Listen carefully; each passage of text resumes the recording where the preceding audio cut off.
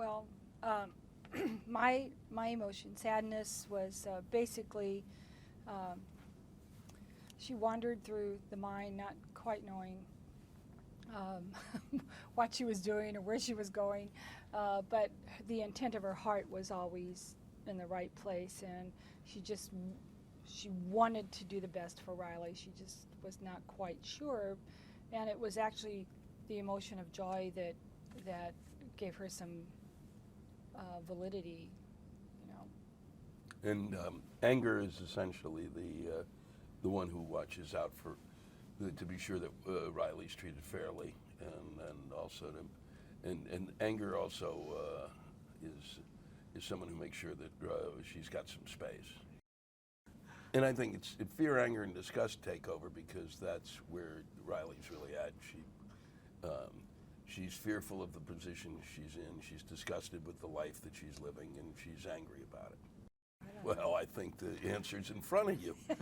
Every so often, there's moves in terms of casting that people go, my God, the magic of it. I think it's Pete, Doctor, and everybody that he chose to surround him, and Jonas.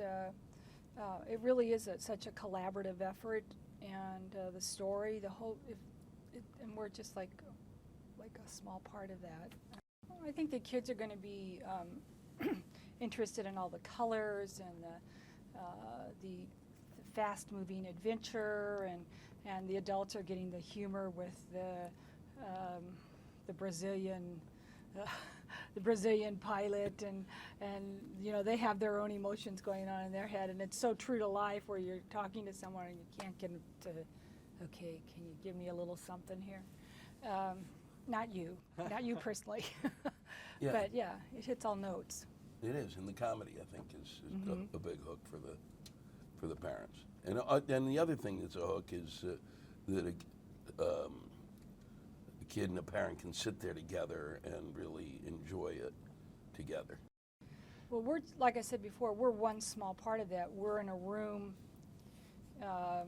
with Pete and Jonas, and if you work at Disney, Doc, you know, and everybody knows Doc at Disney, and so we're just one little piece of that. And then you look at the credits and you see 500 names on there, and it takes every one of those people.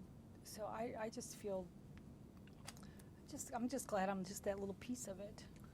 The thing that I keep saying and returning to is the fact that it is the only time you will work on something and see the entirety of the creative process in front of you, and that you can watch it grow. And even though you're not, like, I didn't know the way it was going to end, it didn't matter because that was the end of the creative process. But I did see how they got up there, and I saw where they're, you know, and I was privy to their mistakes, you know, and the choices. It's like if you go to a rare book room and you look at somebody's the first draft of a novel, and they'll have the crossouts. You get to see all of that. You don't get that in any. There's no experience that I know of that allows you that. That's what makes it stunning, at least for me.